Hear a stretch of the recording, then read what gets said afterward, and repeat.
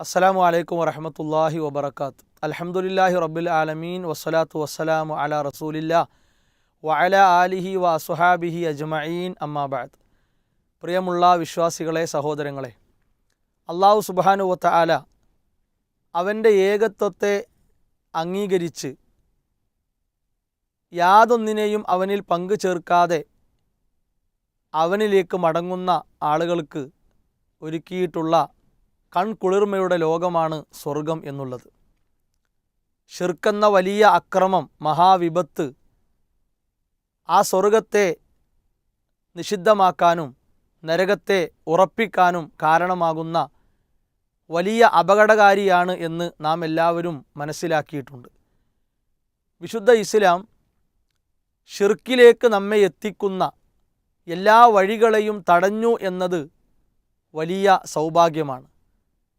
നമുക്കെല്ലാവർക്കും അറിയാവുന്ന ഒരു കാര്യമാണ്, വലിയ രോഗം സമൂഹത്തിൽ പടർന്ന് പന്തലിക്കുന്നുണ്ടെങ്കിൽ വൃത്തിയോടുകൂടി ശുചിയോടുകൂടി എല്ലാവരും ജാഗ്രത കൈവരിക്കണം, ആ രോഗം വരാൻ സാധ്യതയുള്ള എല്ലാ വഴികളെയും തടയണം എന്ന മുന്നറിയിപ്പ് ആരോഗ്യരംഗത്തുള്ളവർ നൽകാറുണ്ട്. നാം അതൊക്കെ നന്നായി ശ്രദ്ധിക്കും. വിശുദ്ധ ഇസ്ലാം ഏറ്റവും വലിയ അക്രമമാകുന്ന ഷിർക്കിലേക്ക് നമ്മെ അടുപ്പിക്കുന്ന എല്ലാ വഴികളും തടഞ്ഞു, അതിനെ ഗൗരവത്തിൽ കണ്ടു. ഈ സമയം നമ്മുടെ ഒരു വീഡിയോ കാണുകയാണ്. ശേഷം ഇൻഷാ അല്ലാഹ് കാര്യങ്ങൾ ഉണർത്താം.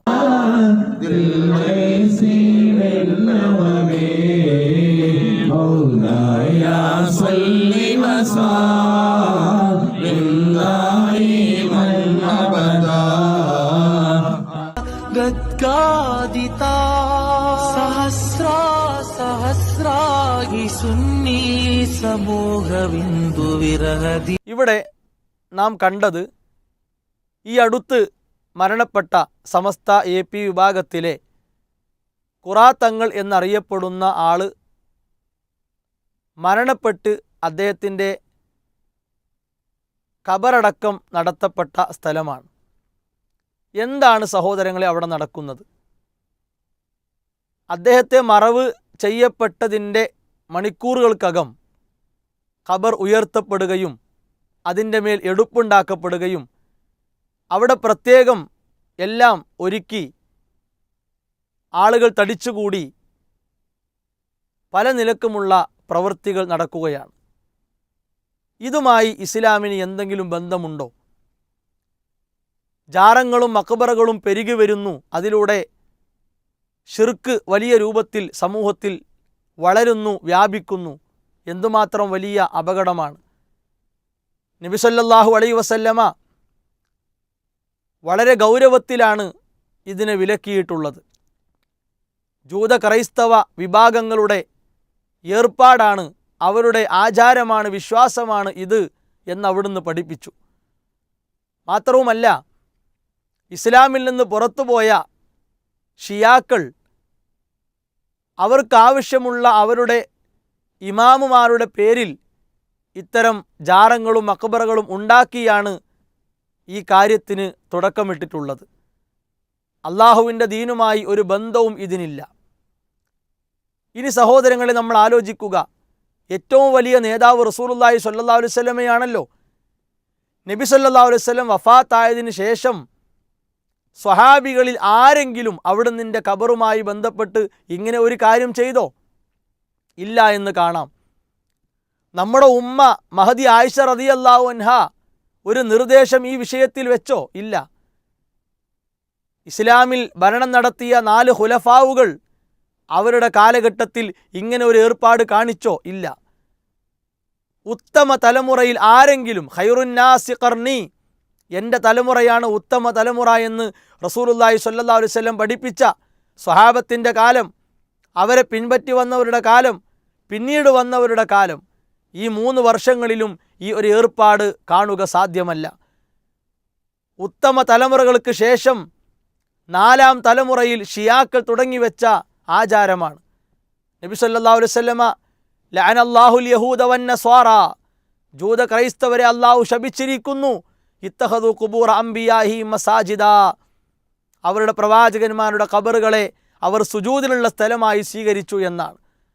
നബി സല്ലല്ലാഹു അലൈഹി വസല്ലം അല്ലാഹുമ്മ ലാ തജ്അൽ ഖബരി വസനി യുഅബദ്, അല്ലാഹുവേ എൻ്റെ ഖബറിടം ആരാധിക്കപ്പെടുന്ന ഒരു വിഗ്രഹമാക്കി ഒരു ബിംബമാക്കി മാറ്റരുതേ എന്ന് പ്രത്യേകം പഠിപ്പിച്ചു. അവിടുന്ന് പ്രാർത്ഥിച്ചു. ഇന്നൊരിക്കലും നബി സല്ലല്ലാഹു അലൈഹി വസല്ലമയുടെ ഖബർ ആ രൂപത്തിൽ കാണപ്പെടുകയില്ല. അവിടുന്ന് എൻ്റെ ഖബറുമായി ബന്ധപ്പെട്ട് ഈ രൂപത്തിലുള്ള ഒന്നും തന്നെ കാണുന്നില്ല. എന്തേ കാരണം? റസൂലുള്ളാഹി സ്വല്ലല്ലാഹു അലൈഹി വസല്ലമയുടെ പ്രാർത്ഥന അള്ളാഹു സ്വീകരിച്ചിരിക്കുന്നു. അവിടെ വസനൻ എന്ന് പ്രയോഗിച്ചത് അത് പ്രത്യേകം പണ്ഡിതന്മാർ പറയുന്നുണ്ട്. ഏത് രൂപത്തിൽ അള്ളാഹുവിൽ ശിർക്ക് വെക്കുകയാണെങ്കിലും അത് വസനാണ്.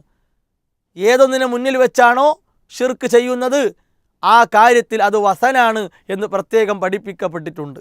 അതുകൊണ്ട് ഇതൊന്നും ദീനുമായി ബന്ധപ്പെട്ടതല്ല, ആരും പഠിപ്പിച്ചതല്ല. ഷിയാക്കൾ കൊണ്ടുവന്നു, സൂഫികൾ ഏറ്റെടുത്തു, അത് പിന്നീട് നമ്മുടെ നാടുകളിലേക്ക് പടർന്നു വന്നു. ഇന്ന് ഏത് ഉസ്താദ് മരിച്ചാലും ഈ രൂപത്തിലുള്ള കാര്യങ്ങൾ നാം കാണുകയാണ്. ഷാഫിഹി മദ്ഹബിൻ്റെ പിൻബലം പോലുമില്ല. അതാണല്ലോ ഞങ്ങൾ ഷാഫിഹി മദ്ഹബിൻ്റെ ആളുകളാണ് എന്ന് ഉസ്താദുമാർ പറയുന്നു. ഇമാം ഷാഫിഹി റഹിമഹുള്ളയുടെ അൽ ഉമ്മ എന്ന ഗ്രന്ഥം കൊണ്ട് തെളിയിക്കാൻ സാധിക്കുമോ? അതല്ലെങ്കിൽ ഇമാം നവവി റഹിമഹുള്ളയുടെ കിതാബുകൾ കൊണ്ട് തെളിയിക്കാൻ സാധിക്കുമോ ഖബറിൻ്റെ മേൽ എടുപ്പുണ്ടാക്കുക, അത് ഉയർത്തിക്കെട്ടുക എന്നത്?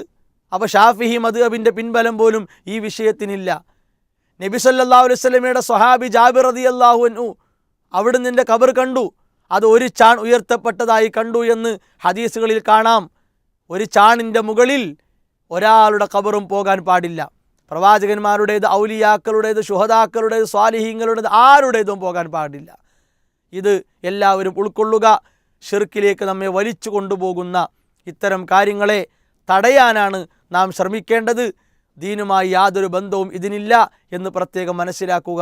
അല്ലാഹു സുബ്ഹാനഹു വ തആല ഇത്തരത്തിലുള്ള ഷിർക്കിൻ്റെ വഴികളിൽ നിന്ന്, വ്യാപാരങ്ങളിൽ നിന്ന്, കച്ചവടങ്ങളിൽ നിന്ന് അല്ലാഹു നമ്മെ രക്ഷപ്പെടുത്തുമാറാകട്ടെ. വസല്ലല്ലാഹു അലാ മുഹമ്മദ് വഅലാ ആലിഹി വസ്വഹാബിഹി അജ്മഈൻ വൽഹംദുലില്ലാഹി റബ്ബിൽ ആലമീൻ.